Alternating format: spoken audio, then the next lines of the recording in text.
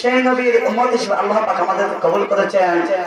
আমাদের জবানটা উজাড় করে বলেন আলহামদুলিল্লাহ। এই মাহফিলটা হতে যাচ্ছে 3 বছর ধরে, আমরা খুশি না বেজার? তাহলে একবার জবানটা উজাড় করে বলেন আলহামদুলিল্লাহ। নবীর মনোযোগ আল্লাহু লা ইলাহা ইল্লাহু আল হাইয়ুল কাইয়্যুম।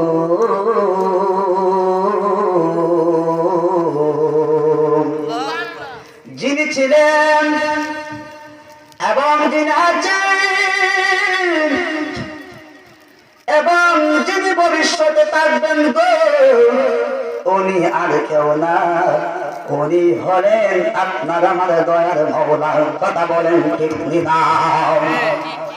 এই আমার আজগরে আর বাবারা, আমার আল্লাহ যে বান্দারে কত মহব্বত করে গো। আল্লাহ তো ইচ্ছে করলে আমাদেরকে হিন্দুর ঘরে জন্ম দিতে পারত। আল্লাহ তো ইচ্ছে করলে আমাদেরকে